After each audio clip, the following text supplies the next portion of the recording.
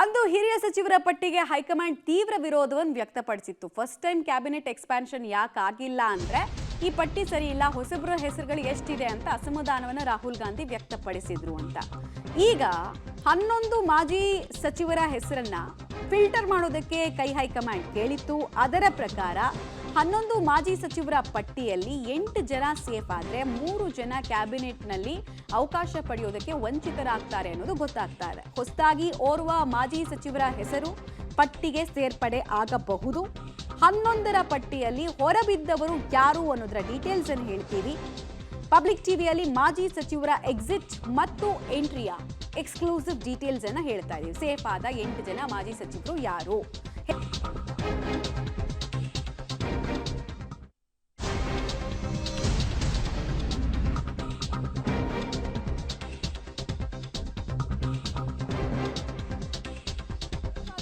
ಮಾಜಿ ಸಚಿವರು ಯಾರು ಅನ್ನೋದ್ರ ಬಗ್ಗೆ ಮಾಹಿತಿ ಕೊಡ್ತಾ ಇದ್ವಿ. ನಾವು ಡೀಟೇಲ್ಸ್ ಅನ್ನು ಕೊಟ್ಬಿಡ್ತೀವಿ.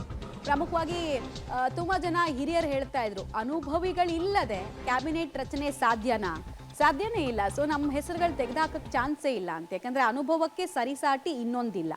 ಅನುಭವಿಗಳ ಎದುರು ಫ್ರೆಷರ್ಸ್ ಅನ್ನು ತಂದು ಈಕ್ವಲ್ ಮಾಡ್ತೀವಿ ಅಂದರೆ ಸಾಧ್ಯ ಆಗುತ್ತೆ? ಅದು ಸಾಧ್ಯನೇ ಅಲ್ಲ. ಜಸ್ಟ್ ಒಂದು ಎಕ್ಸ್ಪೆರಿಮೆಂಟ್ ಆಗುತ್ತೆ. ಆಮೇಲೆ ಎಕ್ಸ್ಪೆರಿಮೆಂಟ್ಸ್ ಯೂಶಲಿ ಫೇಲ್ಯೂರ್ ಆಗುತ್ತೆ. ಮತ್ತು ಅಷ್ಟು ದೊಡ್ಡ ಎಕ್ಸ್ಪೆರಿಮೆಂಟನ್ನು ಮಾಡುವಂತಹ ತಾಳ್ಮೆ ಮತ್ತು ಸಮಯ ಎರಡೂ ಹೈಕಮಾಂಡ್ನ ಬಳಿ ಇಲ್ಲ ಈ ಕ್ಷಣಕ್ಕೆ. ಯಾಕಂದರೆ ಮಿಡ್ ಟರ್ಮ್ನಲ್ಲಿ ಸರ್ಕಾರ ಬಂದಿದೆ. ಈಗ ಚುನಾಯಿತ ಸರ್ಕಾರ ರಚನೆ ಆಗಿ 15 ದಿನ ಆಗಿದ್ರೆ ಅಷ್ಟು ದೊಡ್ಡ ಎಕ್ಸ್ಪೆರಿಮೆಂಟ್ಗಳು ಕೈ ಹಾಕ್ಬೋದು. ಆಲ್ರೆಡಿ 3 ವರ್ಷ ಸವೆದು ಹೋಗಿದೆ.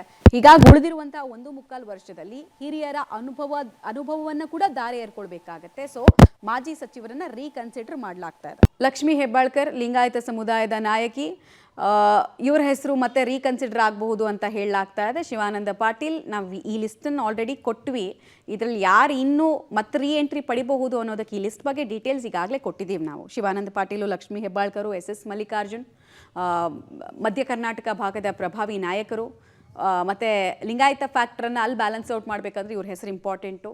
ಚಲುವರಾಯಸ್ವಾಮಿ ಅವರನ್ನು ಕೂಡ ಒಕ್ಕಲಿಗ ಸಮುದಾಯದ ನಾಯಕರನ್ನಾಗಿ ನೋಡಲಾಗುತ್ತೆ.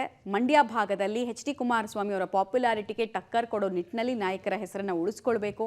Shivraj Tangadagi SC category. So ಇವರನ್ನು ಕೂಡ ಮತ್ತೆ ರೀ ಎಂಟ್ರಿ ಕೊಡುವಂತಹ ಸಾಧ್ಯತೆಗಳು ಇದೆ ಅಂತ ಹೇಳಲಾಗ್ತಾ ಇದೆ. ಡೀಟೇಲ್ಸ್ ಕೊಡ್ತಾರೆ ಸುಕೇಶ್.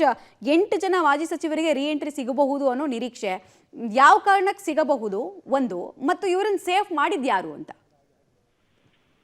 ಪ್ರಮುಖವಾಗಿ ಕಳೆದ ಬಾರಿ ಇದ್ದಂತಹ 11 ಹೆಸರುಗಳಲ್ಲಿ 3 ಹಿರಿಯ ಸಚಿವರುಗಳ ಹೆಸರು ಪಟ್ಟಿಯಿಂದ ಕೈಬಿಡಲಾಗಿದೆ. 8 ಜನರನ್ನ ಹಾಗೆ ಉಳಿಸಿಕೊಳ್ಳಲಾಗಿದೆ. ಮತ್ತು ಕಳೆದ ಬಾರಿಯ ಪಟ್ಟಿಯಲ್ಲಿ ಬೋಸರಾಜ್ ಅವರ ಹೆಸರು ಇರಲಿಲ್ಲ, ಅದನ್ನ ಈ ಬಾರಿ ಸೇರಿಸಲಾಗಿದೆ. ಈ 9 ಸಚಿವರು ಮಾಜಿ ಸಚಿವರುಗಳು, ಯಾಕಂದ್ರೆ ಕಳೆದ ಬಾರಿ ಅದನ್ನ ಫಿಲ್ಟರ್ ಮಾಡಿ ಅಂತ ಹೈಕಮಾಂಡ್ ಹೇಳಿದಂತದ್ದು 50% ಕಡಿಮೆ ಮಾಡಿ ಅಂತ. ಆದ್ರೆ ಕಡಿಮೆ ಮಾಡಬಹುದು ಅನ್ನೋ ಲೆಕ್ಕಾಚಾರ ಇದ್ದು ಕೂಡ ಅನಿವಾರ್ಯವಾಗಿ ಕೆಲವರು ಬೇಕು ಅನ್ನುವಂತ ಪಟ್ಟಿಯನ್ನ ದೆಹಲಿಗೆ ತೆಗೆದುಕೊಂಡು ಹೋಗ್ಲಿಕ್ಕೆ ಮುಂದಾಗಿರುವಂತದ್ದು. ಅಲ್ಲಿ ಇವರೆಲ್ಲರೂ ಕೂಡ ಆಯ್ಕೆ ಆಗ್ತಾರೆ ಅಂತ ಹೇಳಿ ಕೂಡ ಸಾಧ್ಯ ಇಲ್ಲ. ಹೈಕಮಾಂಡ್ ಅಲ್ಲಿ ತನ್ನದೇ ಆದ ಕಾರಣಗಳನ್ನ ಕೊಡಬಹುದು, ಅಥವಾ ಆಲ್ಟರ್ನೇಟ್ ಆಗಿ ಸಮುದಾಯವಾರು ಅಥವಾ ಜಾತಿವಾರು ಲೆಕ್ಕಾಚಾರ ಅಥವಾ ಪ್ರದೇಶವಾರು ಲೆಕ್ಕಾಚಾರ ಸಂಬಂಧಿಸುವಾಗ ಯಾರ್ಯಾರು ಎಕ್ಸಿಟ್ ಆಗುವಂತ ಸಾಧ್ಯತೆಗಳಿರುತ್ತೆ. ಅವರಿಗೆ ಆಲ್ಟರ್ನೇಟ್ ಆಗಿ ಬೇರೆ ಏನಾದ್ರು ವ್ಯವಸ್ಥೆ ಮಾಡ್ತೀವಿ ಅನ್ನೋ ಭರವಸೆಯನ್ನು ಕೂಡ ಕೊಡಬಹುದು.